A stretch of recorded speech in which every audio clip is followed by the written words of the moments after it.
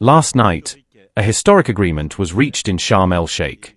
And I would like to congratulate President Trump for his personal commitment, the Emir of Qatar and Prime Minister Sheikh Mohammed and his negotiating team, President Sisi and President Erdogan, for their crucial contribution to this agreement.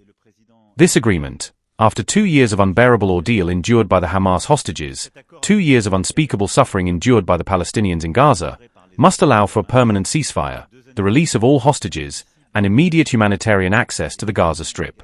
And ultimately, the coming hours in this regard will be decisive. All of us today, around this table, are ready to contribute to support the American peace plan. It needs our honest feedback, our concrete contributions in each of its dimensions: governance, security, humanitarian aid, and reconstruction. At the same time, a temporary international stabilisation force must be deployed to Gaza. This force will train and equip the Palestinian security forces in Gaza in cooperation, and I thank them for this, with Jordan and Egypt, who have extensive experience in this area, and France. And I also thank my European colleagues and allies who are present here and who have already begun or expressed their willingness to work with it. France is ready to play a role. The acceleration of settlement construction in the West Bank constitutes an existential threat to the state of Palestine.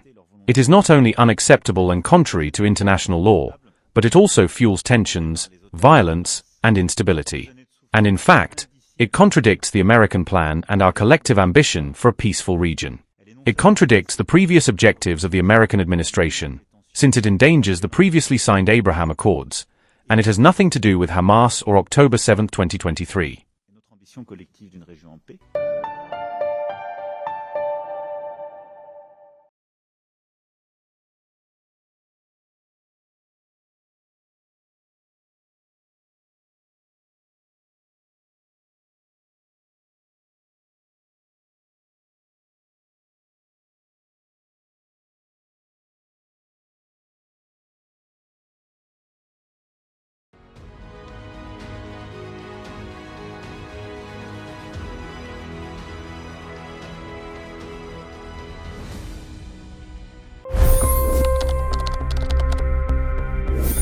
$25 crore गरीब गरीबी को परास्त करके बाहर निकले।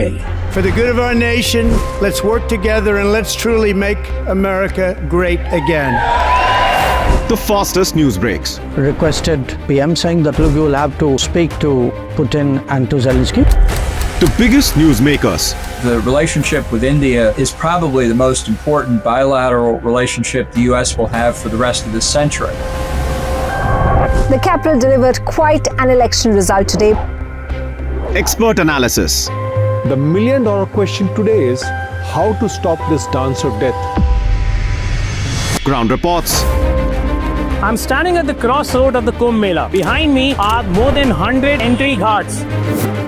Long-form interviews. Exclusionary politics is reflected in Manipur case as well. You don't bother because this is a small state. Deep dive into burning issues. It's often said DRC could be the richest country in the whole world. It's because of what sits underneath. Why exactly did the US topple the Sheikh Hasina government? HT videos. We don't just break news, we break it down.